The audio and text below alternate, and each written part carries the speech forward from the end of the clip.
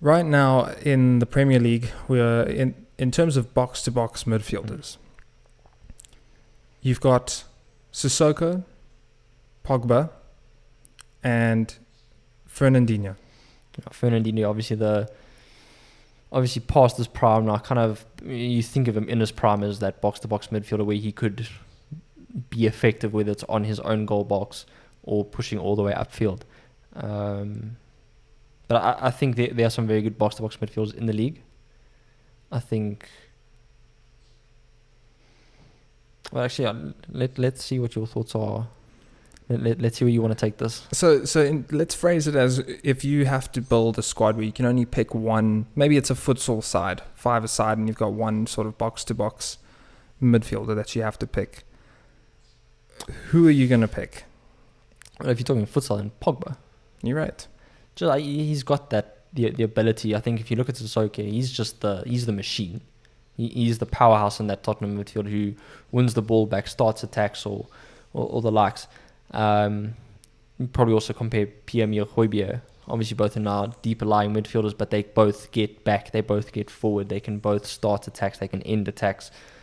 So, but I think if you really want to go 5-a-side and go from that angle, I think Pogba, just because he's got the creative ability in him to be the more attacking side of a box-to-box midfielder. I think I agree with that. Probably looking for more creativity in the player than brute strength and just defensive ability. So I can agree with that Pogba will take it in that sort of setting. But then obviously in a full 11-on-11 pure soccer match, here's where it gets a little bit interesting, because Fernandinho has, I would probably argue, the best track record of the three. If we're talking trophies and we're talking just general performance and career in the Premier League, then he's got the best track record. But I would probably say Sissoko is the most underrated, and I think probably would do if at least from a defensive point of view, he would do a better job than I think. Oh, Pogba for sure, but Fernandinho, it's a little bit tougher. I think Fernandinho would by far take the defensive side of it. I think he's willing to put in that hard tackle, and he's obviously got that Brazilian fire in him, so he's a bit more willing to commit to a tackle. I think you look at Pogba, he's obviously more concerned with playing higher up the field than he is with the defensive side of being a box-to-box midfielder. So I think it comes down to what you're looking for, and I think if you want almost a hybrid, obviously Sissoko is far off the creative skills of Paul Pogba, but I think in terms of what he offers you, in terms of winning the ball back and then playing the simple pass to get an attack started, I think I would pick Sissoko. Yeah, because Sissoko strikes me as a good player, really in the mid. Yeah. I think he's good at getting around and just marking men.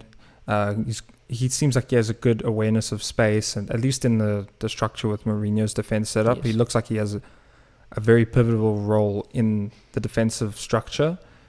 And I think he's probably the most flexible player of the three, I would argue. I think you can push him high and he's going to do relatively well.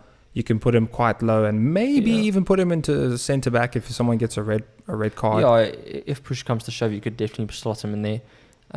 My heart would be beating very fast as a Tottenham fan if I saw Sissoko drop into a centre back position, but he's also played on the right side of the midfield, so obviously then using his pace and strength to kind of be that brutish winger. So I think in terms of versatility, I think you have to go with Sissoko on that front. Obviously Fernandinho has been playing as a centre back a couple of times, covering for injured centre backs at City. So obviously then that's a different kind of versatility now as opposed to Sissoko. But I think if you look at then Pogba on that front, it doesn't come close. You wouldn't be confident in him as a centre back. You wouldn't be confident with him as a winger. Maybe in the number 10 role, but I think he's shown that he hasn't. To me personally, he hasn't got what it takes to be a controlling number 10. He needs someone else to pull the strings, and he is then kind of the maestro behind the curtain. Yeah, I think probably playing in more of a 6 position. But I think if you want to go with the most reliable player, and you want to go with, I'd say the one who's going to take control the most, I think it's probably Fernandinho. I think he's really calm on the ball, or he was really calm on the ball. He had this sort of just presence and aura that you weren't too worried about. If he was put in a situation, he just seemed to get out of it. I mean, obviously everyone knows his career, so he was a great player and, well, still is playing. But the point is, I think probably the most reliable pick, if you've got to pick one, you would probably say in this prime, go with him. But I think Sissoko is an interesting pick, depending on who's around him. I think Sissoko might be an interesting addition to the defensive structure. Yeah, I think Sissoko offers that nice hybrid version of a box-to-box midfielder where he can get forward, he can get back. So he's almost like the perfect utility player. Yeah, he's the kind of player that almost any manager wants, because you tell him, okay, this is the job I need you to do, and he'll do it. Yeah. So I think from that side, maybe if you had to compare prime Fernandinho from a couple of seasons ago to Sissoko now, go with Fernandinho because he would do the Sissoko job, but just much better. Yeah. But I think today I would go with Sissoko, but just.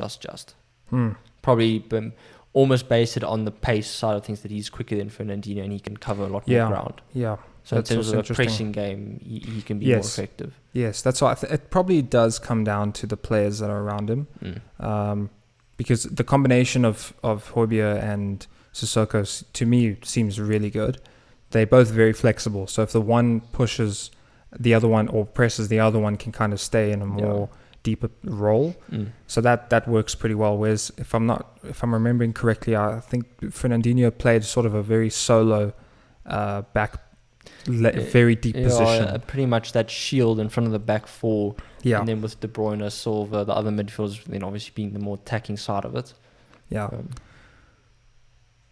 I would think I'll probably, to sum that up, I would probably go with Fernandinho just to spice it up a little bit.